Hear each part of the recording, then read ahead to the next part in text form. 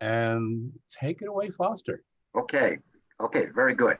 I want to start by holding up this book, Singular Sensation, The Triumph of Broadway, Me too. which, Me too. which there you are, which is, I want to, that's my first question. This subtitle perhaps is a little startling given the current moment that we're in, but I have to tell you, this book is beautifully written. And I know as an author how hard it is to get words on a page. And Michael has the gift of making it seem so easy. And then I was startled when I read that he'd spent 4 years working on this book because it just sounds as if it came from bubbled up spontaneously. And of course, that's not true at all. But at any rate, Michael, two things about the writing before we get to personalities. Uh, did you think twice about the subtitle, The Triumph of Broadway, knowing that the book was going to be released during this unbelievably nightmarish period and the silence of Broadway? Yeah. No, in fact, as I put the book together and I, finally found my framework, if you will, which is Broadway in the 1990s. And there was a big shift in the 1990s. And I was trying to tell the story of how Broadway in the 80s was dominated by Andrew Lloyd Webber and Cameron Mackintosh and those big British spectacles. But in the 1990s, the Americans really came back to Broadway in a very big way. And as I was searching for the end of my book, I thought, you know what? I remember vividly, I lived down here in the West Village, and I've lived in this apartment since 1996. And I remember vividly waking up on September 11th, 2001. I always had a view of the World Trade Center. And I woke up that morning and I saw this black gash across the North Tower. And then, of course, I watched the other plane hit and I watched the Twin Towers fall. And that week I covered Broadway for the New York Post when we thought it was really its existential crisis. I mean, how can you possibly reopen the theaters at a time when people thought that there were, bombs in Times Square, that terrorists would storm a theater? We did not know. But, Mayor Rudy Giuliani, when he was sane, wanted to show the world that New York was back in business. And the best way you could do that was to light the marquees of Broadway. And the biggest show in town back then, Foster, was The Producers. And I went with Mel Brooks and Anne Bancroft that night, September 13th, when Matthew Broderick and Nathan Lane played to maybe a house that was about 500 people or so, but people did come. And they sang God Bless America at the curtain call, one of the most moving experiences of my life. And I thought, that's where I'm going to end my book. And the subtitle was The Triumph of Broadway, because what Broadway had to overcome with September 11th, as I detail in the book, and trying to come back after a time when, people were terrified to come to New York City. Terrified. We did not know if there were going to be more terrorist attacks, but Broadway was resilient and Broadway survived. And I finished the book, the manuscript, in February of this past year. And I took, as a little reward, I took myself on a ski trip to Zermatt in Switzerland. And one day, it was a beautiful, beautiful day. I remember I was watching CNN and there was this thing, the coronavirus, and you were hearing about it. I think it was on a ship in Seattle. But frankly, I was paying more attention. Was it going to be Bernie Sanders or Joe Biden, winning the primaries? That's what I was focused on. And then one afternoon, beautiful, beautiful day, skiing at the foot of the Matterhorn. I skied over the border of Switzerland into Italy, stopped and had a nice lunch on the slopes, and took a picture of this glass of wine that I was having with a Matterhorn behind it. I sent it to my girlfriend, texted my girlfriend the picture. And she said, "Where are you?" And I said, "I'm in Italy." She said, "Do you have any idea what's going on?" And I was kind of oblivious to it all. She said, "There's the virus. This virus thing is going all over the place in northern Italy." 2 days later, when I get back from New York, they shut down the ski resort in Italy where I was, Cervinia. And a week later, Broadway was shut down. And so I called my editor at Simon & Schuster and I said, "My book is now completely irrelevant." But you have to remember though, Foster, nobody, and I tell you this, nobody working on Broadway thought it was going to be closed down as long as it is. People were saying 2 weeks tops. It's going to be 2 weeks. I heard a month. Yeah, it was going to be 2 weeks, a month. That was it. And my editor said, "Look, your Broadway is about a different time. It's about the 90s. let's not change anything, but write an introduction. And I wrote an introduction where I sort of put the context of the coronavirus. You do put the context, but Michael, the book says singular sensation. It doesn't say the triumph of Broadway in the 90s. So the casual reader or the interested reader might think that the book has contemporary relevance. And I'm wondering if there isn't a subconscious message there or a subtextual message that you hope that this will be relevant to when. Yes, when the paperback comes out and we're all vaccinated, then the Triumph of Broadway will be a fabulous subtitle to have. Yes, so. And then it will really be doubly important in a sense. I guess though, the subtitle, The Triumph of Broadway, was because if you think back on the history, as you know, Foster, of Broadway, it has overcome very, very severe crises in the past. But nothing like this. Nothing like no, this. but as a historian though, I'm sure people, the Schubert brothers whom you wrote about, I'm sure they looked around during the Great Depression and they thought, oh my God, the whole thing's going to fall apart. But as you know, they did figure out a way to hold it together. And in my first book, Razzle Dazzle, The Battle for Broadway, I know, people in the 1960s and 70s of New York thought there's no way the city can survive. I mean, it's falling apart. Times Square is a disaster area. It's dangerous. There's no tourism. How can we possibly survive? And they survived. And that was the same feeling that I had at September 11th. I just remember calling Jerry Schoenfeld, who ran the Schubert organization, that morning of September 11th. And I said, Jerry, what are you guys going to do? He said, Michael, we don't know. They had actually been told by the FBI that there may be bombs in Times Square. And yet somehow it comes back. And I do think that Broadway is resilient. And there's no city in the world that has what New York has, and that's Broadway. And the West End is not Broadway. You've got theaters all over the world, but the notion of Broadway, that excitement, that energy, that showbiz savvy and pizzazz, even a virus, I think at the end of the day, can't destroy that. And so we look forward to its return, though it may be still quite some time from now. But as you say, when your paperback version comes out, I wanted to talk about writing itself, because this is your second book, but your writing is in what's called the short form, and the books are long form. Yeah, right. Is there a difference between doing punchy, edgy columns for a newspaper and writing a book of 300 pages? Or is there a different process involved in your own attitude toward the work and toward your writing? Yeah, I mean, having been a tabloid person my entire life, writing first for the New York Daily News and then the New York Post, and writing, I always thought of myself as a writer, I'm a sprinter. I can do 750 words like that. Yeah. And when it's in a tabloid newspaper, it's got to be catchy.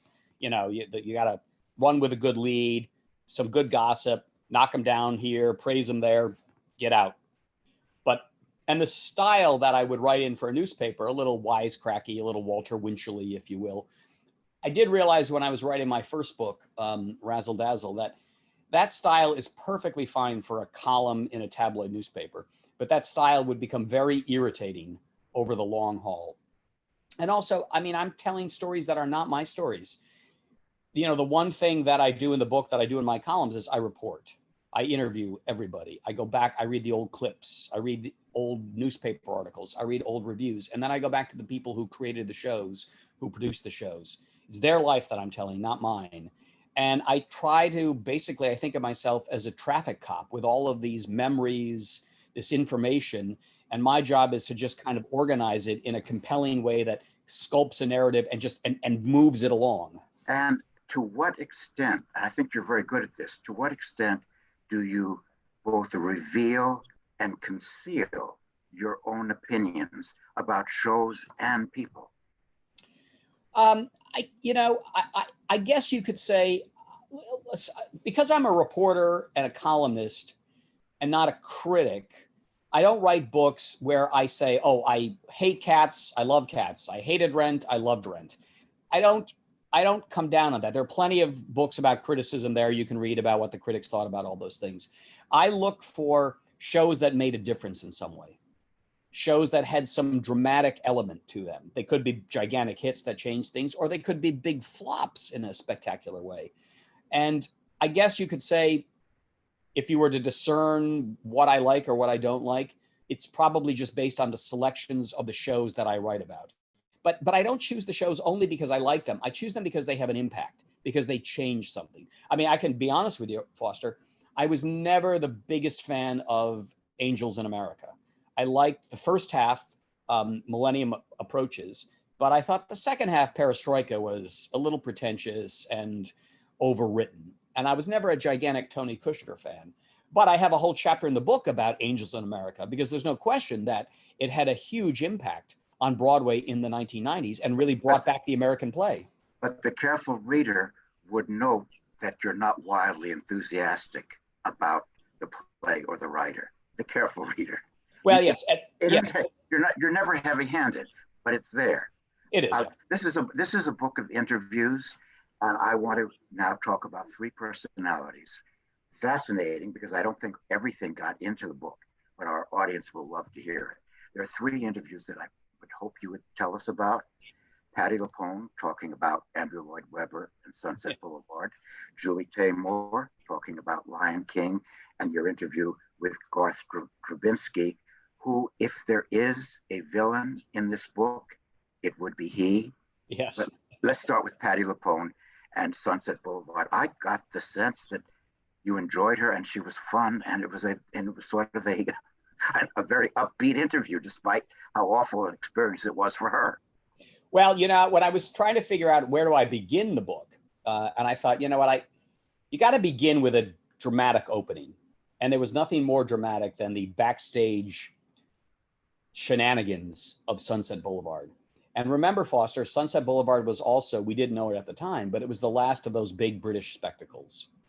And I thought, you know what, I can open that book, my book, with the last of the big British shows. And Andrew and Patti were at war with each other. Andrew then was at war with Faye Dunaway, whom he hired to be in LA. He had a battle with Glenn Close. Andrew was at war with everybody then. But the one I remembered the most was the battle with Patti LuPone. So I rang up Patti, and she was doing war paint on Broadway then. And I said, look, I know Sunset Boulevard was a painful experience, but I really want to get your memories of it for this book I'm writing. She said, yeah, come on over to the dressing room. So she's sitting at the table, she's putting on her makeup, and she's yelling at the understudy, and she's being, you know, just the great Patti LuPone.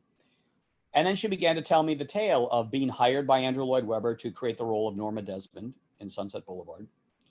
And then being blindsided by the fact that Andrew, and I interviewed Andrew for the book too, because I interview everybody just to get everybody, you know, their say.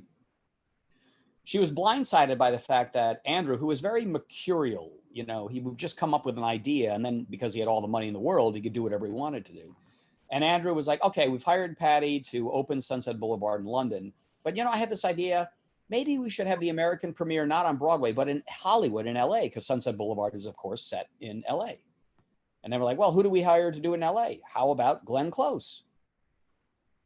So somebody has to call Patti LuPone and tell her, you know, Patti, you're originating the role in London, and then you're going to come to Broadway. But in the meantime, this big movie star named Glenn Close is going to open the show out in LA. This is not something a diva like Patti wants to hear. And so that is going to set her hair on fire, as it did. And that totally poisoned the well of Sunset Boulevard. And when and I did call the man who, because I was curious, Patti said, I remember some guy called me and told me Glenn Close was going to do it. And Patti said, I knew right then and there was going to be this competition between divas. She said, I knew it was going to be a problem. So I thought, well, I'd like to talk to the person who called Patti to tell her the news that Glenn Close was going to open the show in LA before Glenn got to do it on Broadway. And it was a guy named Edgar Dovey, who was running Andrew Lloyd Webber's company at the time. So I called Edgar and I said, we had a nice interview. And I said, Edgar, by the way, do you remember your conversation with Patti when you told her that Glenn Close was going to open it in LA? He said, I can never forget it. I said, well, tell me what she said. He said, well, I called her up and I said, Patti, and by the way, when Patti got the call, she was waiting for the limousine to pick her up at her house in Connecticut to take her to JFK to fly to London to begin rehearsals for Sunset Boulevard. So Edgar calls her up and says, Patti, I just want you to know, we've got the deal in place for you to be in London and the deal in place for you to open the show on Broadway. But in between, Glenn Close is going to do a production in Los Angeles. And Edgar told me that Patty said, Glenn Close? She brays like a donkey, and her nickname is George Washington, because if you look at her in profile, her nose meets her chin. And then Patty threw her airline tickets at the chauffeur, and she said, take these back to Andrew Lloyd Webber. And she did not get on the plane. And then there ensued negotiations for 4 or 5 days before they finally got Patty over there. But it was a disaster from the beginning, because now Patty hated Andrew, and Andrew. But when you spoke to her for the book, a lot of time has passed. What was her attitude and her attitude toward you? She was still very angry at Andrew. She was very angry at the way she was treated by the really useful. She was very angry at me for a moment, because she did not give me that quote that she said about Glenn Close when I interviewed her. This other guy, Edgar Dobie, did. But it was incumbent upon me as a journalist to call Patty and say, Patty, this is what I heard you said. That was not a pleasant conversation, I can tell you, Foster. She went completely bonkers, yelling and screaming and this, that, and the other thing. And then I said, listen, I'm going to call the guy back. I'll ask him again. And I called Edgar back, and he said, Michael, look, the way we treated her, I'll let her have the last word, but there's no way I could have come up with a line like that. That is pure Patty LuPone. And I called Patty back, and she said, forget about it. That was the nickname we called Glenn back in LA, so I'm sure I said it. She lets you use the line. Oh yeah, no, I used the line, and I think, and actually I heard from Glenn Close. Glenn Close thought it was hilarious, so it's all. But the whole point was, though, that really set the scene for the just the total collapse of the Andrew Lloyd Webber world in this this furnace of backstage heat and anger. But Michael, it was such a good idea to begin the book with this story, because you set the reader up. We know that there's going to be more like it, and that's what we're here for. So it's a good catch. It's a very good opener. Continuing along those lines, you have one sentence in the book when you have a long and very detailed chapter about Lion King and Disney theatricals. And you did get an interview with Julie Taymor, I gather. Right. She was very hesitant to speak to you and very standoffish at first. How did that actually work out when you met? Well, the thing is that I was a big champion of The Lion King when it first opened on Broadway, because I went out to Minneapolis to see the out-of-town tryout. And frankly, Foster, I went there very skeptically, because I thought I can't really put Disney, which had just done Beauty and the Beast on Broadway, which, was not a show that I really cared for very much. And there was that time of thinking, Disney's going to turn Broadway into a theme park, and it's just going to be shows for kids. And there was a lot of animosity towards Disney then.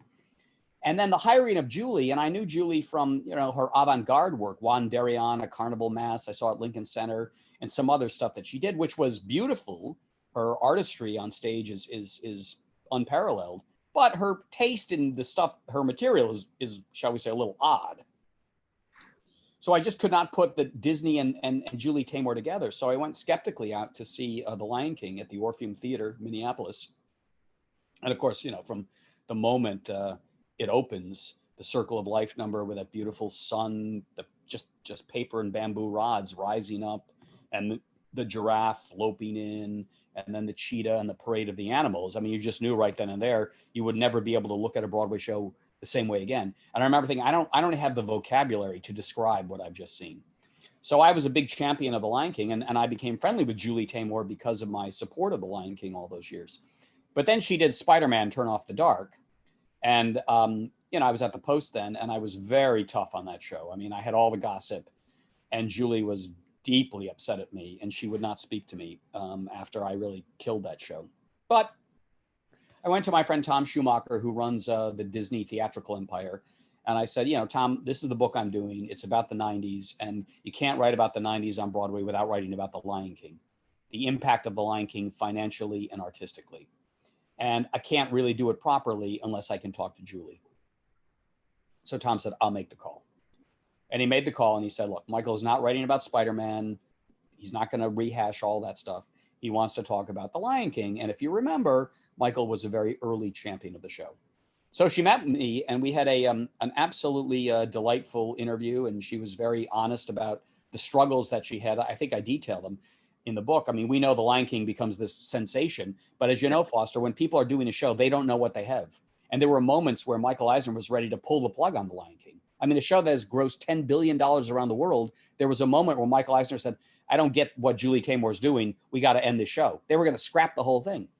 Now, just as I had my little issue with Patty when she got mad at me because of the Glenn Close quote, I then had a rather unpleasant conversation with Julie too. And this was because when the book was excerpted for Vanity Fair, they wanted the Lion King chapter. And the fact checkers were going over everything very diligently. And they said, we just want to make sure this quote, this moment is accurate. Julie Taymor had a meltdown during the previews of The Lion King in Minneapolis, and she locked herself in the ladies' room and had to be coaxed out by her assistant. And I said, yeah, I mean, that was told to me by people who were there. So yeah, run it by her. Julie went nuts. The way Patty went nuts, Julie went nuts. And she called me about 2:00 in the morning screaming, how dare you use the word meltdown? That's a sexist word. You would never say that a man had a meltdown. I said, well, Julie, if you read the whole book, there are lots of people, male and female, who are having meltdowns in the heat of the moment. So please calm down. But she went completely bonkers. And then at the end of the day, that all faded away too. Because I think if you read the book, you see my great enthusiasm, my great respect for Julie's artistry. Oh, absolutely. That comes through very clearly. And I have to quarrel with you in this sense. Your description of the opening segment of Lion King is extremely vivid. And I said, oh, that's beautiful writing. I don't know if you had worked a long time to get the flavor of that opening. Well, yeah, that's thing for us. It's great. It's great talking to another writer because very few people pick up on this. The trick to doing a book like this now, Foster, is anybody can go on YouTube and look at the opening of The Lion King, right? You can see it. You can see it. So as a writer, the thing that I tried to convey was, and I did work a long time on that moment, the opening, the first time I saw it. And the way I solved that problem of, well, you can see it on YouTube any time of the day, and I have to take myself back to what I experienced when I saw it for the first time.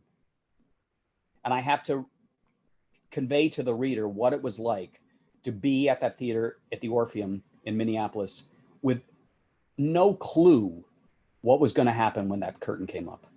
No idea. So I just tried to put myself back, when I was there in 1998 and just convey that excitement.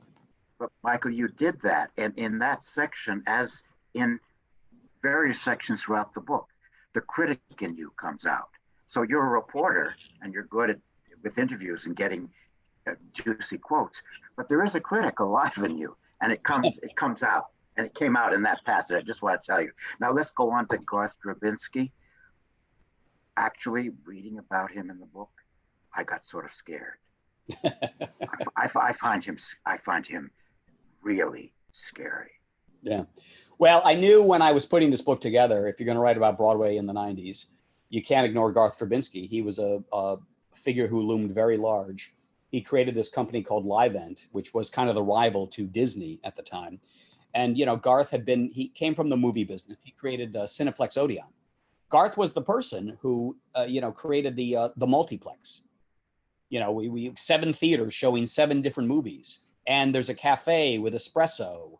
And he created the whole movie going experience. In fact, Foster, because I know you're a historian of the movies, Garth was very much like the Roxy and Lowe, those guys who created the movie palaces. Yes. Where going to the movies was a whole experience. You had, remember, the organ and the lobby and the Morocco stylings. And it was more than just a movie. It was an event to go to a movie theater. Grauman's Chinese Theater. Absolutely. That's the model. Absolutely.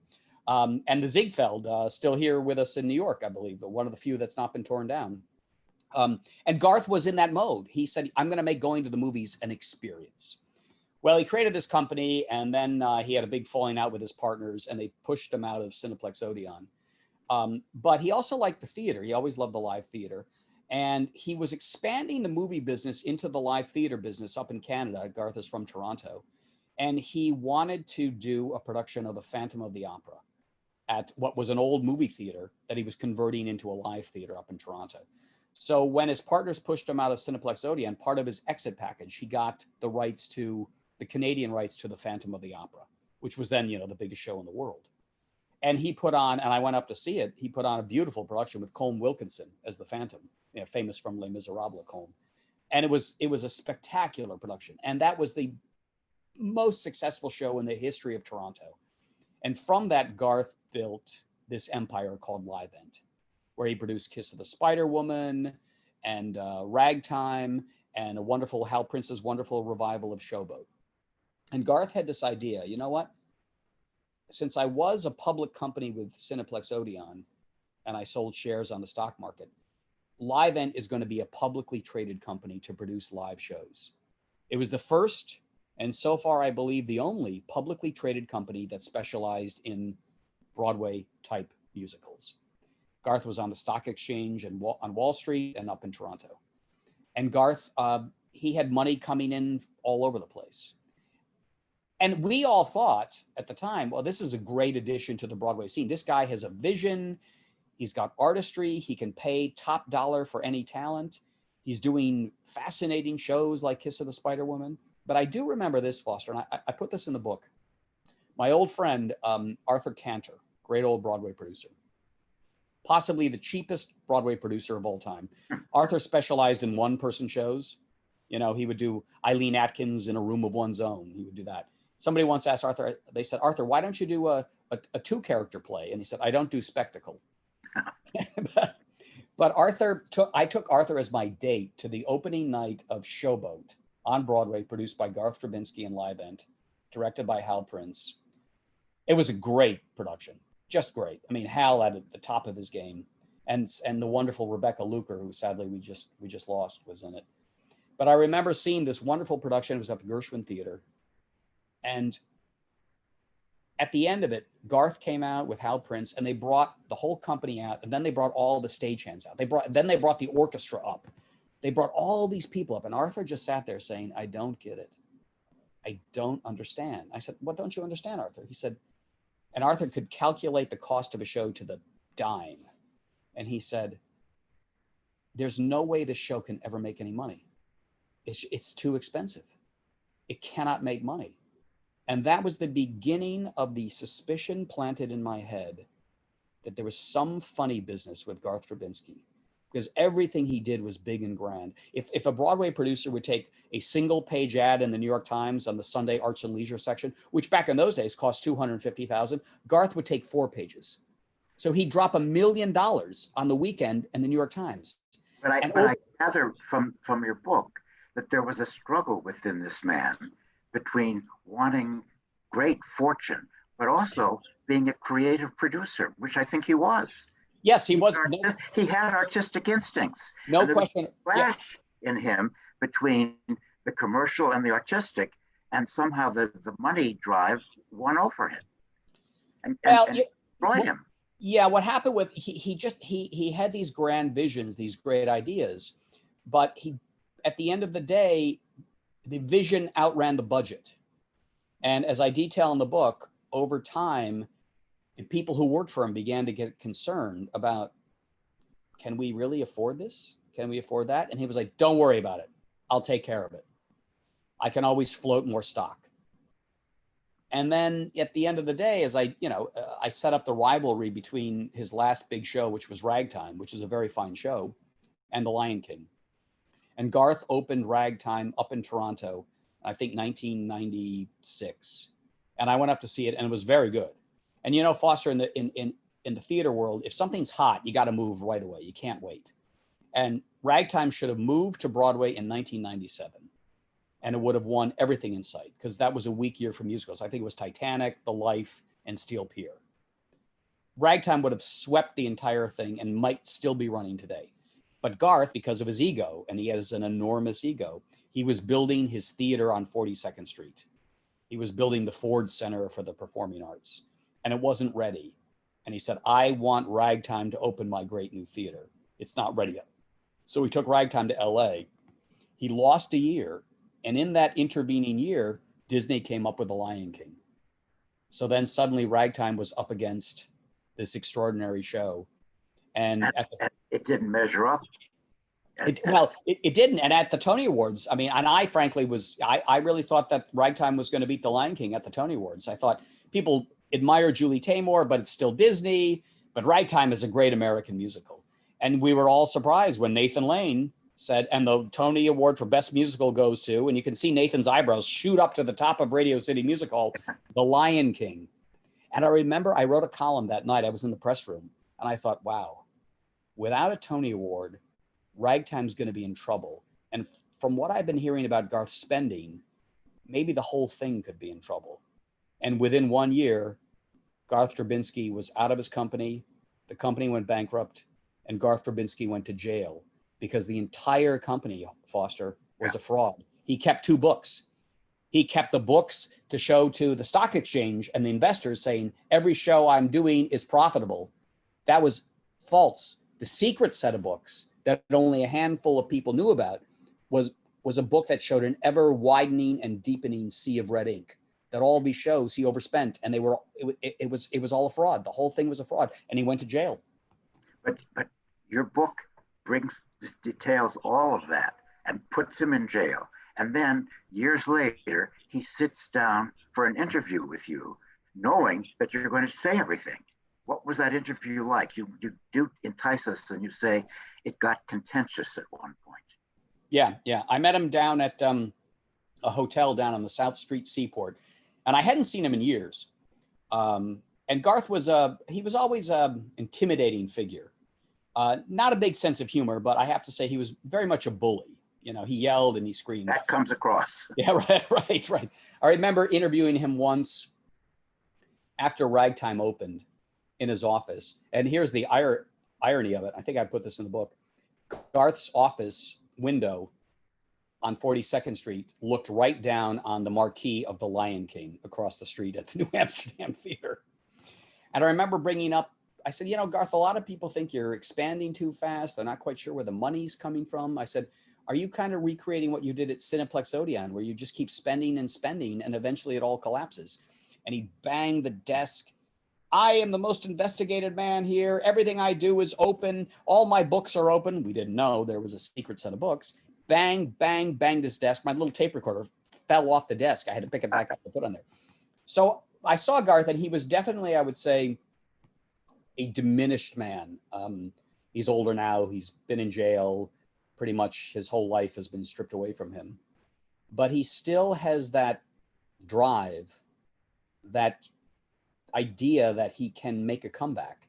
He is, I would have to say, a bit of a psychopath. He does not accept his guilt whatsoever. He was framed by people. And I did not want to get into that with him because the ground terms of the interview we're not going to get too much into the corruption and this, that, and the other thing. But I did want to get his take, why he came to Broadway and how he put the shows together.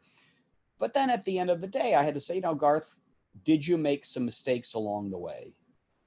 And he acknowledged one mistake, only one. He said, you know what? I put so many tours of Showboat out on the road, and I wanted to replicate the Broadway production.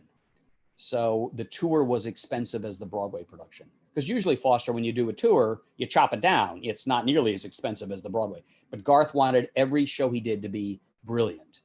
And he said, that was a mistake, and that cost me some money. And then I started saying, that's admitting very little, in fact, in terms. I said, Garth, can we talk a little bit about some of the things that you went through, and the fact that you got in trouble. And I started to bring up some of the stuff I was going to write about the book. And I remember he said to me, this is when it got a little contentious. He said, you're buying into a narrative that is not true. I remember him yelling at me, you're buying into a narrative that's not true. And I said, Garth, that is the narrative that sent you to jail. And that was kind of the end of the interview. So as a complete contrast to that, and I was happy to see it because I've met her a few times. You have a very almost delightful picture of the Weislers as producers and as people. You clearly know them and you like them. Yeah, well, I love Fran and Barry. I've known them a long, long time. And I put them in the book because one of the key shows of the 1990s, one of the shows that really changed Broadway in the 1990s was the revival of Chicago. And Fran and Barry, and I knew this story and I really fleshed it out in the book. I really went back and interviewed people. You have to remember, Foster, Chicago was supposed to be 4 performances at Encores. That was it. It was Encores, City Centers, the great old musicals. And Chicago was a minor hit in its day. It was overshadowed totally by A Chorus Line back in the 1970s. So Fran and Barry went to see Chicago. I think it was the 3rd performance at Encores. And there was, sad to say, somebody had a heart attack toward the end of the first act of that performance. And the wonderful, remember Marcia Lewis? Wonderful actress, Marcia Lewis. She played Mama Morton, the keeper of the clink. Marcia Lewis was a nurse. She trained to be a nurse before she became an actress. So when this man had the heart attack at the intermission at Encores, Marcia jumped off the stage and tried to help revive the guy. And Barry and Fran sat there and I thought, well, so much for the show. The paramedics came, they took the guy out. And Barry was thinking, well, that's it. How do you come back after this terrible incident here? And the intermission was like almost an hour, to get the guy out and the paramedics come and Marcia trying to help him. Second act begins and, BB Newirth swings out on a ladder and says, "Hello, suckers." And the place erupted again. And Barry and Fran thought, if this show can play through somebody having a heart attack, there's something here. And the next day, Fran called Fred Ebb, who wrote the show with John Kander. And they'd had a relationship because they produced revivals of Cabaret and Zorba. And Fran said, Fred, please, when you move to Broadway, can you just give us just a little piece of it? And Fred said, Fran, you can have the whole thing. Nobody's called. Why didn't anyone call? Back in the 90s, we still have the Andrew Lloyd Webber world, big chandeliers, turntables, tires that fly up to the heaviside layer. Nobody on Broadway thought you could possibly make any money with a concert where the costumes are, Jimmy Naughton in a tuxedo and BB Newirth in a dress that she bought at Bloomingdale's. You cannot make money on a concert with a band on stage. It's not going to happen. Fran and Barry got the rights to Chicago. They couldn't get a theater. They went to Jimmy Niederlander. Jimmy Niederlander was producing at, I think it was the Richard Rogers Theater. He was doing the new Kander and Ebb show called Steel Pier. And he said to Fran and Barry, I got the, and remember how Jimmy talks, I got the new Kander and Ebb show. It's a winner, Steel Pier. You got the old one. Nobody ever liked that old show. It's a concert. No one's going to pay $75 to see a concert. They couldn't book a theater. They thought they had the Martin Beck, now the Al Hirschfeld. Rocco Landesman gave them the theater, but then Rocco had the chance to take Andrew Lloyd Webber's new show, Whistle Down the Wind. He calls Fran and Barry and says, guys, I love you. We're friends, but I got to rip up the contract. I have the chance to get the new Andrew Lloyd Webber show. You've got a concert. It's not going to run. They go to Schubert's. Jerry Schoenfeld at Schubert says, well, I have the big new hit. It's called Big, based on the Tom Hanks movie Big. It's going to be the biggest thing of all time. If it doesn't work out, I might be able to book you in, but it's going to run for years. They had no theater. They went into the Richard Rogers. Jimmy gave them 8 weeks before Steel Pier was going to open up. Chicago opens up, front page of the New York Times, big hit. Jimmy says, you can stay. And Fran and Barry say, well, what about Steel Pier? Jimmy says, fuck Steel Pier. And then they call Jerry Schoenfeld at the Schubert. Now, Big is opened and Big is a flop. So Big is over with, right? But Jerry made this deal. If Big doesn't work, I can put you in the Schubert. Fran and Barry say, Jerry, we love you, but we can stay at the Richard Rogers. Jimmy wants us there. And Jerry said, do you know what a deal is? You're coming to my theater. And by the way, if you look at the contract, you're paying for the move. So Fran and Barry had to shell out another $500,000 to move the show over to the Schubert. But in the grand scheme of things, it made about $3 billion and made them very, very rich. They had the instinct for the success that this show could be. It is to their credit. You have Fran in an absolutely wonderful scene. I think it's at the Winter Garden Theater, or maybe out of town, where she talks to Peter Cole. Can you reconstruct that moment for us? Yeah. That was a moment of her true mettle. and Yeah. she proves herself a Yeah. producer at that moment. And she was just getting started then. They weren't Yeah. successful. Well, Foster, when you're writing about people, you do look for, as you're trying to create real people as characters in a narrative, you got to find that moment where they become who they are, or who they will be. And Fran and Barry, they were basically, as they would call themselves, little pishers. They trucked around Shakespeare shows to high schools. That's what they were doing. I mean, they literally drove around a U-Haul with the set in the back, and they would perform Shakespeare productions at high schools. That was their income. But they did get an agreement from James Earl Jones to do a show for them. And they thought, there was a production of Henry IV Part 1 up at Stratford in Connecticut, the Shakespeare Festival there, not the one in Toronto, but there used to be a Shakespeare Festival called Stratford in Connecticut. And oh God, I've lost his name here. Christopher Plummer. Christopher Plummer, yeah. Christopher Plummer was in Henry IV. And he was going to do Part 2, but Part 2 was not going well and it fell apart. So Fran and Barry go up to see Part 1, and they think, you know what? We've got James Earl Jones who's given us a guarantee to do something. Chris Plummer's looking for a new play. Why don't we do Othello? Christopher Plummer and James Earl Jones in Othello, that's a pretty good idea. And this is back in the late 1970s. And there was a British director named Peter Coe who directed that production of Henry IV. And he agreed to direct Othello with Christopher Plummer and James Earl Jones.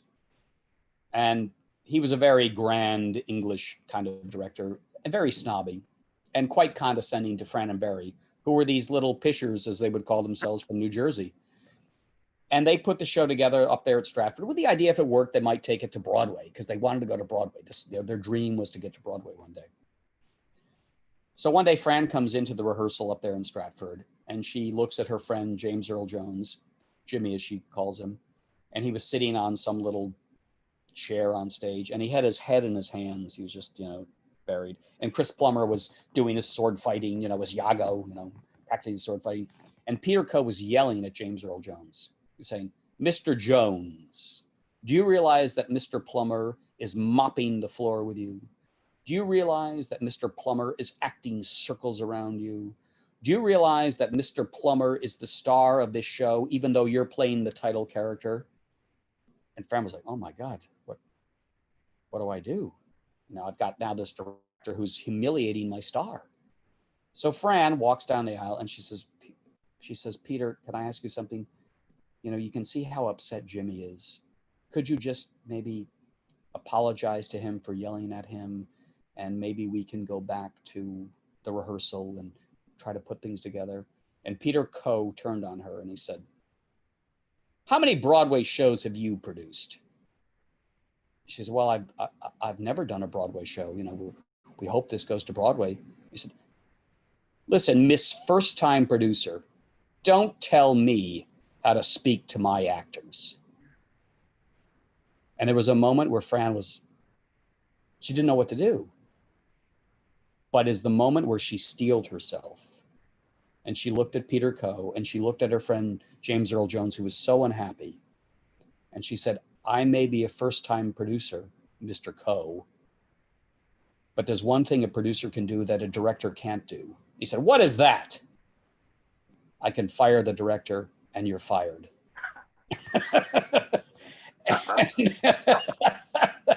And that is the moment that Fran Whiteley became a producer. That may almost be the most vivid moment in a book filled with vivid moments, but that is the moment not to be. But Foster, as a writer, you look for those moments, and that's the moment where a character becomes what they want to be. They're not there yet. That's the moment they cross the threshold and they become who they are. You have a very cleverly titled chapter, and I have to admit I didn't understand what the title meant until after I'd read the chapter, and then I said, I see what he's up to. A chapter called The Playmakers. Yes. And it's about 3 plays that frankly aren't very good. So I said, why is he focusing on these 3 not very good plays and calling it Playmakers? They're not very good.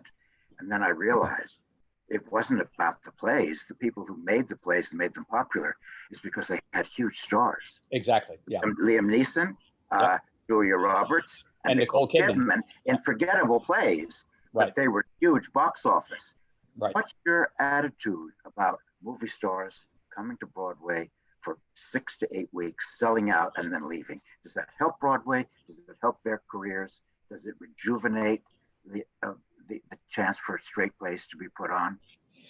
I put that chapter in there because much of my book focuses on musicals, because, as you know, musicals are really the engine of Broadway. But I do deal with Angels in America, and I do deal with, my favorite character in the book, and my favorite chapter is about Edward Albee, and we can get into that because I was very friendly and close to Edward.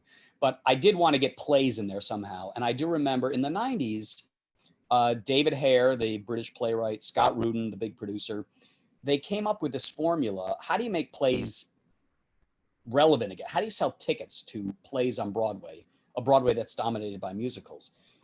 And they came up with this idea that if you get a big star in a play, let's begin it in London. Because remember back then, Foster, if something happened in London and was an event, New York wanted to see what was going on in London.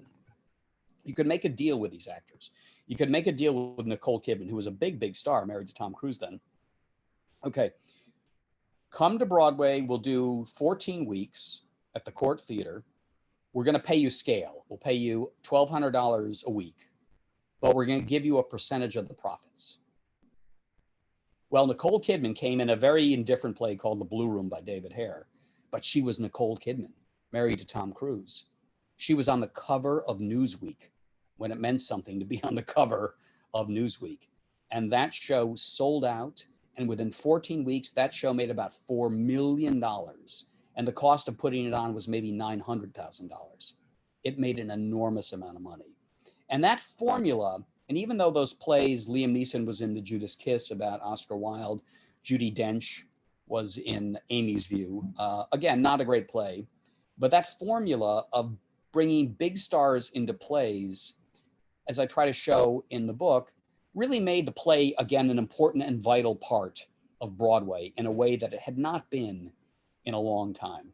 So while you may not think these plays stand the test of time, the concept of a play with a big star, and I have to say, Judi Dench was terrific in Amy's View.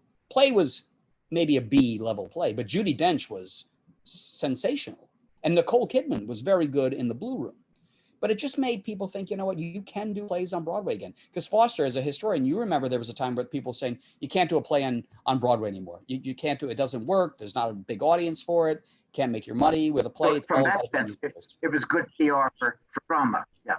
From that point, it was good for drama to have people really paying top price to get into to see really the stars rather than the plays. But it had an effect on the idea of putting drama on Broadway. People would go under the right circumstances. Well, I remember talking. I interviewed David Hare, and David and The Blue Room, the play with Nicole Kidman. It was just two actors.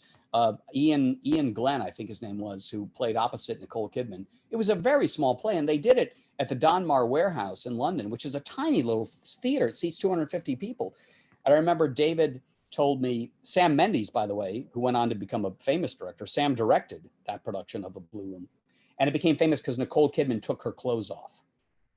For like 2 seconds, she was naked. And that was the big thing that made it. And I remember talking to David, and he said one day, Sam and I, it was in the winter. He said we were across the street from the Court Theater, and there were about 1,000 people on the block waiting to see Nicole Kidman leave the theater with her husband, Tom Cruise. And David said to me, he said, and somewhere in this throng was my tiny little play. Yeah, the PR had overcome the work. The Playmakers were the stars and not the play. I want to conclude, and then we'll open it to questions from the house, with your very warm and amusing and really very affectionate portrait of the producers. My sense is you know Nathan Lane and Matthew Broderick personally. Yeah. Pretty well, because their personality.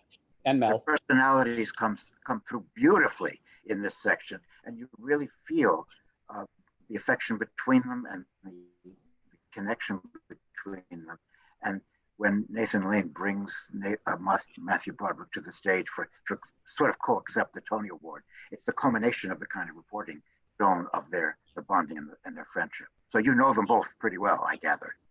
Yeah, I knew I wanted to end with the producers because that was the last big show before September 11th. And of course, as I said at the beginning of the conversation, I was going to end on September 11th.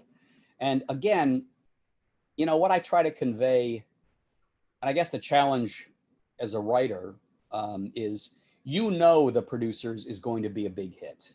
You know, it won the most Tony Awards of all time, 12 Tony Awards. The way I try to structure my books is I try to get in the minds of the people who were in the shows at the time, and they don't know it's going to be a big hit. They do not know. And so when I interview people like Matthew and Nathan and Mel, well, with Mel's like, I knew it was a hit from the beginning. That's just Mel, you know. But I said to Nathan, I said, what did you make of the script when you first read it? I said, well, you know, as Nathan said, look, you know, Mel's gay characters are extraterrestrials. So Nathan said, Matthew and I did a reading of the script at Susan Stroman, who directed and choreographed it, at her apartment. And he said, we went out for lunch afterward. And I said to Matthew, I said, look, this is either going to be the biggest hit of all time or the biggest flop of all time, because some of Mel's jokes are like from another era. And you have to remember, Foster, you know, Mel was not really at the height of his powers then. You know, his film career had kind of faded. Yes. You know, he'd done like Robin and the Seven Hoods, or one of those Robin Hood spoofs he did. They were not, you know, Mel was kind of yesterday's news. So there was a sense on Broadway that, you know, like this old Hollywood guy is trying to rejuvenate his fading career on Broadway. I don't know. And also The Producers was always a cult movie. It was never a big blockbuster movie. It was a cult movie. So there was some real apprehension. And I remember talking to Susan Stroman, the wonderful Susan Stroman. And she said, you know, she told me when I was staging Springtime for Hitler, famous number, she was doing it at the studios on 42nd Street. And she had all these people with swastikas on, you know, doing Heil Hitler marches, walking back and forth. And she told the stage manager, she said, pull the blinds. Every time we do Springtime for Hitler, pull the blinds, because I don't want people in other office buildings looking in and seeing these people marching around with Nazi armbands doing swastika movements. And there was a real fear on the part of Susan and even Mel for a little bit that people would be offended. That people would be offended by Springtime for Hitler, a musical about Hitler on the stage. As it turned out, when they opened it in Chicago, and still Matthew and Nathan were, we don't know how this is going to go, because as you know, Foster, when you're in a rehearsal, you have no audience. And you really don't know what you have in the theater until you have the audience, which is your ultimate collaborator. So they've been rehearsing for a year, and you know, they know the laughs, but who knows if the audience is going to laugh. The first performance, they do it in Chicago, and suddenly Matthew and Nathan are kind of thrown, and they're figuring out why, and it's because of the laughs. They didn't budget in the time for the laughs to land, and people just started laughing and laughing and laughing. And at one point, Nathan said to Matthew, some stupid joke, Nathan, I think it was when he says, when I was young and gay but straight. Enormous laugh. And Nathan says to Matthew, you know, it's not that funny, under his breath. And it went, and in Chicago, Springtime for Hitler, which Susan was worried about, and Mel was worried about it, went over like gangbusters. Then it comes to New York. Early preview at the St. James Theater. Their fear happens. They do Springtime for Hitler, and a man, the front row of the theater, stands up and storms up the aisle, and he sees Mel at the back of the house. And he goes up to Mel and he says, Hitler on stage? Do you know I was in World War II? And Mel said, I was in World War II as well, but I didn't see you there. And it broke the ice. And Mel, to his credit, invited the guy to come back the next night with his house seats to enjoy The Producers. But, that was the one and only. I want to end here, Michael, but is it true, and one senses it from the way you report it in the book, that show was at its best with those two original leads. Yeah. And it never quite achieved the same impact. Yeah. When it played by other people. Yeah. That is sadly, that is the tragedy of the producers. There was chemistry that developed between Nathan and Matthew that, nobody could write and nobody could direct. And when they left the show, and I saw all the replacements, it just was, and listen, I take nothing away from the show. I mean, The Producers is a beautifully crafted musical comedy. Absolutely. But you had that extra element of Matthew Broderick and Nathan Lane, and that warmth, that love, that friendship. And if you, it came through, and it comes through in the book.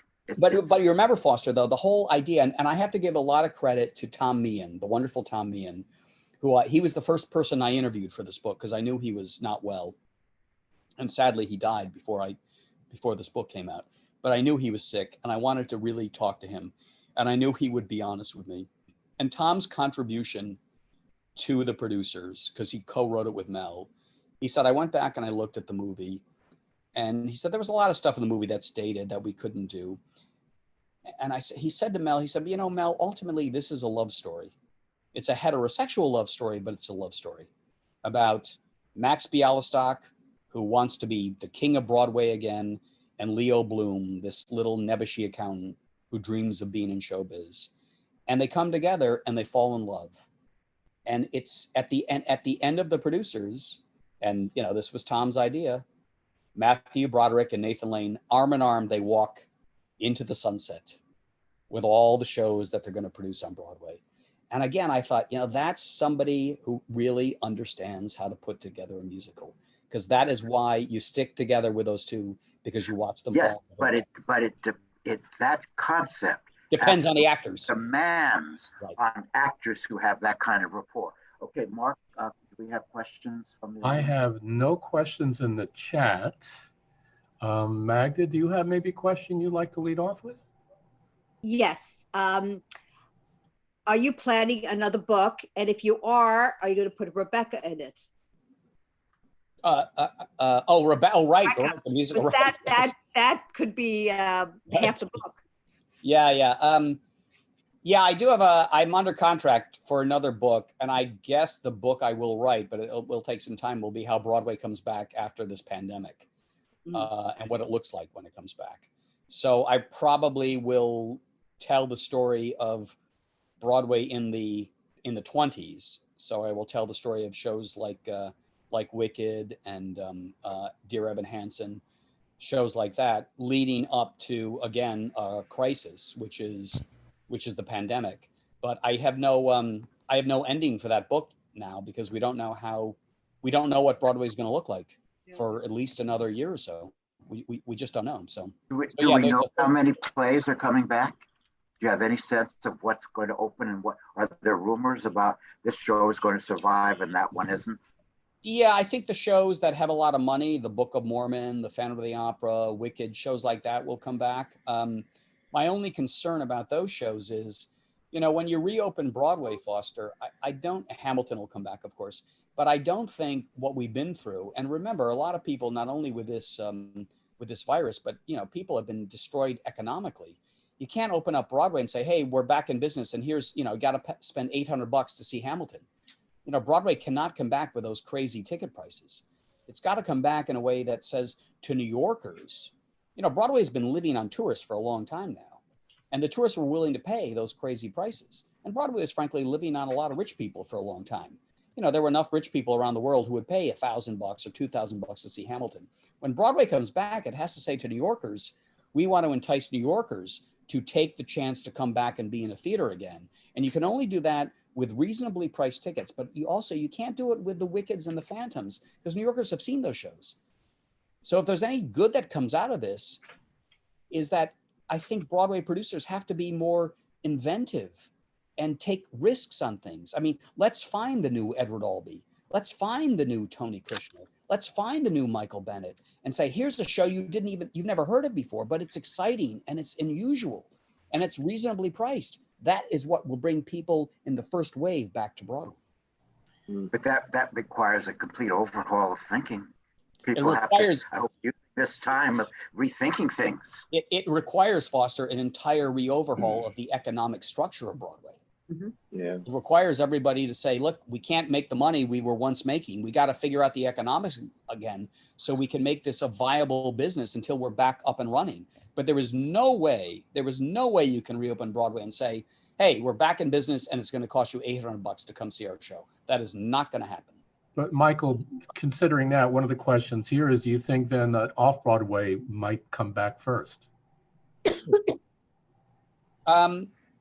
Yes, possibly. I mean, although I have to say, off-Broadway is not what it once was. You know, if you go back and read, you know, my book, Razzle Dazzle in the 70s, what Joe Papp was doing off-Broadway, that was kind of exciting. What Lynn Meadow was doing at Manhattan Theater Club, you know, those were vibrant theaters. But, you know, Broadway looms so large that I did feel a lot of these nonprofit theaters, they began to gear themselves just to do Broadway shows. They wanted to send the next show to Broadway so they could cash in too. So I never really felt, but this could have been me just being out of touch as a Broadway columnist. I never got the sense when I was writing in the 2000s that off-Broadway was such a vibrant business, because Broadway was so vibrant for so long and everything was structured to go to Broadway. But you may be entirely right. I mean, look, if I were 21 years old and we get out of this pandemic, and here's the key thing, I could rent a space, which, you know, once upon a time they would have given to a Starbucks, but now they might give it to me as a young person to create a theater. Yeah, let's look for the next new Joe Papp. Let's look for the new Michael Bennett. Let's have a city that has not priced young people out of it, where they had to go live, you know, someplace else because they couldn't afford to live here. Let's let them come back, and instead of a Starbucks, let's have a storefront theater and see what happens from that. So maybe the silver lining of the pandemic is the rents go down, the costs go down, and young people who used to come to New York and made it vibrant can come back. So New York is no longer for the 1% anymore. I do have a few good questions here in the chat. One asks from Miriam, what do you think of the film versions of shows that are being released for streaming? How do you think that's impacting the industry? You know, I've looked at some of these shows streaming. I frankly find it difficult, aside from watching, you know, good old clips from the Tony Awards and isolated moments like, you know, Jennifer Holliday singing "And I'm Telling You I'm Not Going" from the 1982 Tony Awards. I find it difficult to watch a whole Broadway show, a live Broadway show, streaming or Zooming. To me, the whole experience is going to the theater, sitting there and enjoying it with 1,500 other people. And I find sitting in my apartment by myself watching that, I'd rather watch something that was actually done for television or done for the movies. Theater is done for the live experience. It's not done to be filmed. It's done to be experienced in the here and the now. And I don't think any Zoom streaming, anything like that can ever capture the excitement of, you know, sitting in the Orpheum Theater in Minneapolis and seeing the opening number of The Lion King with 1,500 other people around you going crazy for it. You can't do that on a Zoom chat. Can't be replicated. You can't do it. There's no way. And then from Leslie Middlebrook, she was asking about what about some of the shows that were about to open, like Music Man, Mrs. Doubtfire, and you even have the Matthew Broderick, Sarah Jessica delaying Plaza Suite. Do you think those will still manage? I think, this is just my sense, I think if Broadway is really smart, when it reopens, it has to reopen in a very big, splashy way that should be televised. And if I were the great producer in the sky of Broadway, I would go to CBS, which does the Tony Awards, and I would say, okay, here's how we reopen Broadway. We are going to do a live, like Mary Martin with Peter Pan. Remember when it was live back in the day? We're going to do a live broadcast of Hugh Jackman in The Music Man. And we're going to open with Hugh Jackman leading his entire cast and maybe all the casts of all the Broadway shows, walking down Broadway, singing 76 trombones right into the theater. And then he begins The Music Man, and it's broadcast live to the nation. Oh my God. I would say that is a very big way Fantastic. to open Broadway. That's That what would be incredible. Jim Brochu, you have a Thank you. question. Please go ahead. Hello, Michael. Hey, Jim, how are you? I'm very good, my darling. How are you? I'm fine. Uh, You look like you should be in Bells Are Ringing. well, You got like the operator. Chrysanthemum. There you go. Right. So how's the family? How's the parents? Everybody's fine? They're fine. Yeah. Good. Okay. Jim knows my parents because my parents were on a cruise where Jim was performing, and they loved him, so they became friends. We had a wonderful dinner. His parents are just wonderful. I remember, first of all, Michael, the book is sensational. Thank you. I'm up to chapter 8, the Edward Albee chapter. My favorite. That's my favorite chapter, by the way. Well, it's wonderful. I sat with Edward during a reading of Everything in the Garden Oh yeah. at St. Clement's Church, and it was one of the most bizarre experiences of my life to sit next to him, hearing him comment about what was going on. Well, Jim, I just want to say, for people who haven't read the book, I love that chapter because I knew Edward very, very well when he was in the wilderness, when nobody paid any attention to Edward. And I knew I wanted to make him part of my book. And so I just write in that, the chapter is called Who's Afraid of Edward Albee, because nobody would touch his plays. And then he came up with this play. And I remember, because he was a teacher I had at school when he was really in the wilderness, he was making his living, teaching drama classes. And I remember sitting at a diner with him. God, it was the old diner there on 9th Avenue, like 44th Street. I don't think The Westway? Yeah, Westway. The Market Diner. Still there. Yeah, still there. Westway. Yeah, yeah. Oh, that- And I remember, and I would always, when I was at the Daily News then, and I would always interview Edward when he had a new play. He had a play like The Marriage Play that was done at a little off-Broadway theater. And I remember him saying to me, he said, "I've written a new play." Because Edward was very, "I've written a new play." And I said, "Oh, really?" Well, he said, "Would you like to read it?" And he took out of his satchel this play that he gave to me. And I went home and I read it, and it was called Three Tall Women. And I remember reading the play, and the experience I had reading Three Tall Women for the first time was the same experience I had reading Who's Afraid of Virginia Woolf for the first time.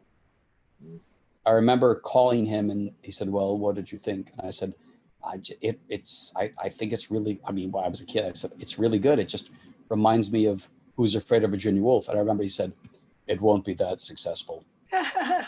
But it turned out to be that successful. And that's why I wrote in the book that Three Tall Women was the comeback of Edward Albee in the 1990s. Right. Who, by the way, I think is Arthur Miller, Tennessee Williams, Eugene O'Neill, and Edward Albee. They are the four giants of the 20th century American drama. I also love the way you contrasted the comeback of Edward with the comeback of Tennessee Williams, one which was a disaster, and the other which was a triumph.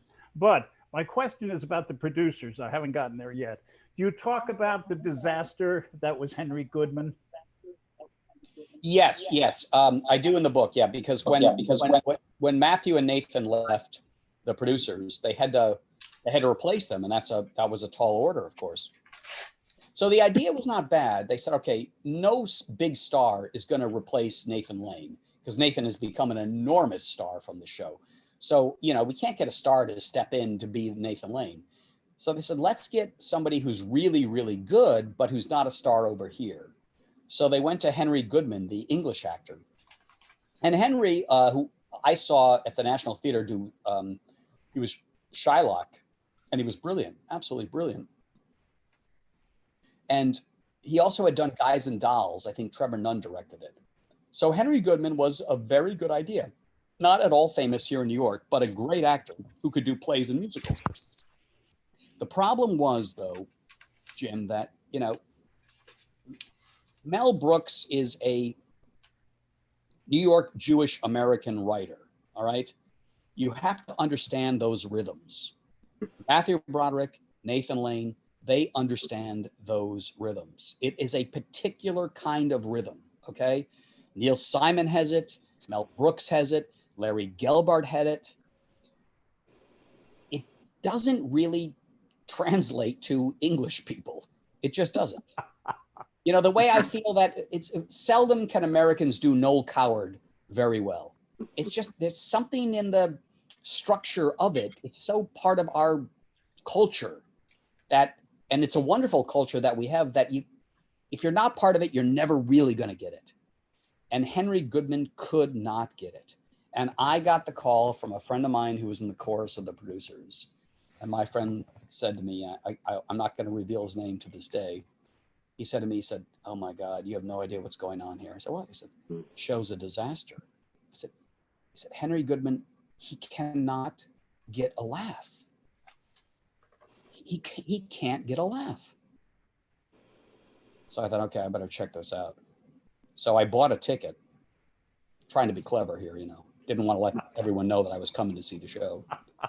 So I bought a ticket for the Wednesday matinee of the producers. The back of the house. I was at in the last row of the St. James Theater. Henry Goodman comes on. This I'll never forget as long as I live. The great line, you know, and Nathan, you know, the house roared, "When I was young and gay, but straight." Big laugh. Henry Goodman says, "When I was young and gay, but straight." No laugh. I hear this pounding. I hear some pounding because I'm in the last row pounding. I look, it's Mel pounding the wall of the St. James because another laugh has been lost. So, and Tom Meehan was there too. So at intermission, Tom and Mel and I, we go to Angus McIndoe's restaurant next door. And they're like, "What do we do? What do we do?" I mean, Mel was just furious. And I said, "Guys, look, you cannot reopen the show with this guy because the reviews are going to be terrible. They're going to kill you. They're going to kill you. You can't open the show with Henry Goodman. It's not working." When Mel would not even go back to the second act. I went back and it was even worse than the first act. So I'm prepared to write a column. This was a Wednesday matinee. So I'm now going to write a column on Friday. Actually, this I didn't put in the book. It's a little too detailed, but I'll give you the story. So I'm prepared to write a column on Friday saying grave concerns about Henry Goodman replacing Nathan Lane. So I called John Barlow, who was the press agent for the producers then, Scott Rudin's husband now. I said, "John, I want to give you a heads up. I know there's a lot of trouble there, and I'm going to write a column on Friday. It's going to be pretty tough on the show and Henry Goodman." John says, "All right, let me get back to you." Calls him out. He said, "Look, can we make a deal?" I said, "Well, what's the deal?" "Henry Goodman is going to be fired on Sunday after the matinee. We're asking that you not write about him on Friday, and we will give you the exclusive story for the firing for the paper on Monday." And I said, "As long as you give me the word of every single producer of that show, including Rocco Landisman, who at that time would not speak to me because he hated me. We've since become friends. But as long as I have the guarantee from Rocco, his word, I will agree to that." John calls me back and he said, "Rocco gives you the guarantee. Don't write about it on Friday. You can write about it as soon as he's been fired." So I came up with some nonsense column for Friday. And then I sat by my phone Sunday. The matinee ends, 3:00 matinee on a Sunday, ends at 5:30. Phone rings. Barlow says, "He's been fired. Go with the story." Boom. Front page of the New York Post the next day. And that's what happened. And my advice to them was, I said, "Look, guys," I said this to Tom Meehan, who I was pretty close to. I said, "Tom, here's the way you got to play this out. You have no replacement, but you've got Brad Oscar, who's a wonderful actor. He's the understudy. Put him in.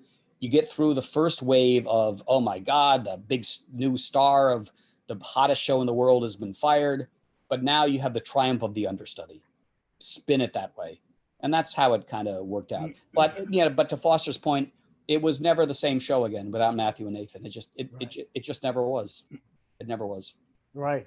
Did Henry know what was coming? Was he devastated? No, he was completely in the dark. In fact, did he know he was terrible? I don't know. I mean, Jim, you're a performer. Do you know when you're terrible? Yes.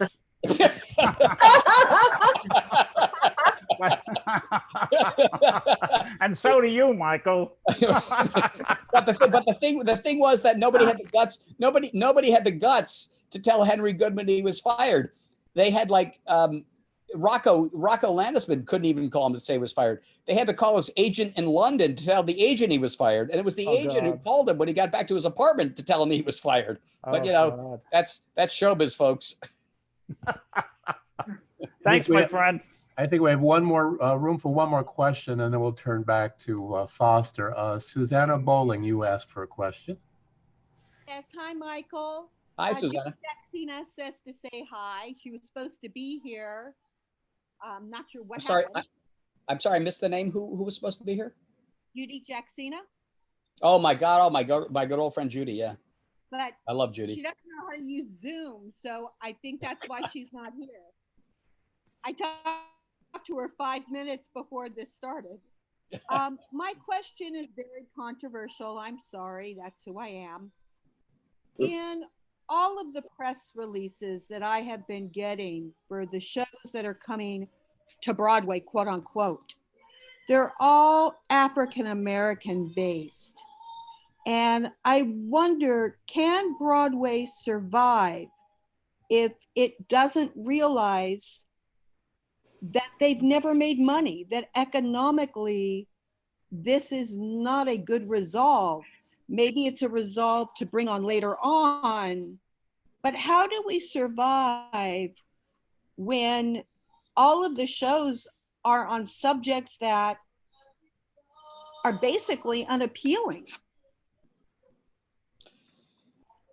I think that at the end of the day, and there's definitely a push now, and frankly, I don't really hold too much truck with the notion that, Broadway is too white or too this. I mean, I would argue that, in fact, the theater was at the forefront of bringing voices that had never been heard before, beginning with gay people, frankly. So I really don't have much patience for people saying that the theater is, a place that's never been inclusive. In fact, I would say that of all the performing arts, the theater has been the most inclusive, welcoming in all kinds of insane, crazy, wild people who chose to go their own way in life, to do their own thing. So I don't have any patience for the denunciation of the theater as being not open to all kinds of people. To your question, at the end of the day, the marketplace will decide what is good or what isn't. And that's why I don't believe fundamentally in subsidized theater or government-sponsored theater. I don't believe in, well, we will give a grant here and this play, whether it's good, bad, or indifferent, is going to be done because it was written by somebody who's purple with one eye. I think art cannot be formulated in that way. Art comes from somebody like an Edward Albee. Who knows what mixture goes into Edward Albee that he can write Who's Afraid of Virginia Woolf? Who knows what mixture goes into August Wilson that he can write a magnificent play like Ma Rainey's Black Bottom? Who knows what goes into Tony Kushner writing Angels in America? There's no formula, there's no quota, there's nothing that can create that. And this notion that art should just be the way you staff a corporation is antithetical to what art is. It's going to be created by people who, I don't care where they come from. I don't care who they are. I don't care what their sexual proclivity is. They're going to write something. They're going to do something that all of us are going to say, wow, that is astounding. That is exciting. And I think at the end of the day, as these theaters are going to rush to diversity and this, that, and the other thing, if they pick plays that aren't good, the audience will not be there. And at the end of the day, it's the audience that will decide what is good and what endures, not some kind of quota system, because you cannot have a quota system. Wonderful. You can't mandate Nope. what subject matter must be. Nope, you You can't. cannot mandate it, and the audience won't buy it. The audience won't be there. Mike, Mark, I have one final question for Michael. We could end on it. A one-word answer, actually, I would love. You write about a lot of people in the book. They have one common element. They've been successful in the theater. They're all successful people. You've been around successful people your entire career as a journalist. Is there one quality that all the successful folks have? Do they share one particular characteristic? I guess I can only say something that Hal Prince told me years ago that always stuck with me. When I interviewed Hal when I was maybe 22 or 23, and Hal was always great, you know, a young person, you could call his office up, and I was like Theater Week magazine. Nobody had ever heard of me before. Not that anyone's ever heard of me now. And I said, I would like an interview with Mr. Prince. I said, yeah, where are you from? Theater Week? Yeah, come on over to the office. I remember talking to Prince, and I was kind of intimidated by being with Hal Prince, but you know, Foster, was a lovely guy. And I remember asking him, you know, what do you make about these revivals and shows that are being made based on famous movies? And this is what he said. And this is, I think, the key to everybody who's successful in the theater. Hal said to me, he said, you know, Michael, in the theater business, you can't give people what they want. You have to give them something they couldn't even have imagined. And I think all the people in my book gave theater goers something they couldn't even have imagined. And that's the key to success in the theater. Good answer. That was it. This has been a wonderful conversation. This is a great book, folks. Buy it tonight. You'll be up all night reading it because you can't stop. You're a terrific writer, Michael. See you the next time. Thanks, guys. Take care. Good night. Thank you, Michael. It was wonderful. Thank you. Back to Broadway. Thank you. Good night. Good night. On behalf of the Lambs, Michael, thank you. Thank you so much. I Thank still you have a all have question. attended. You'll find links to purchase the book in the emails you received. Also, the Lambs operates purely on members' dues and donations. Hey, do I get a drink at the Lambs Club when you guys are back in business? Yeah, absolutely, Michael. Oh, yeah. And a tour of Lamb's headquarters. I want to, learn and know men at the Lambs. I want to thank Foster for another great interview, and my co-producer there, Magda. Do you have a few words to wrap up? Yes, our next guest will be Melissa Newman. Foster, can you say a few words about her? Paul Newman's daughter. Yes, Good. yes. And Joanne Woodward. Yes. Yeah. Is the daughter of Paul Newman and Joanne Woodward, and she has never before talked publicly about her parents, but she is fully prepared to do so. She told me she wants to talk because she's afraid that her parents might be forgotten. I said, there's no fear of that, but we would all be fascinated to hear from you. Her mother lives with her, and we'll hear about that as well. She's Yes, a it'll be on charming, January 28th. she's a charming, vivacious, absolutely wonderful woman. You wouldn't know that she was the daughter of world famous celebrities. So I hope everybody comes back and joins us. Thank you so much. Thank you, Foster. Thank you, Mark. Hi, guys. Take care. Terrific night at the Lambs. Great, Thank you so Michael. much. Thank you. Bye. Good night. Ah, it's wonderful.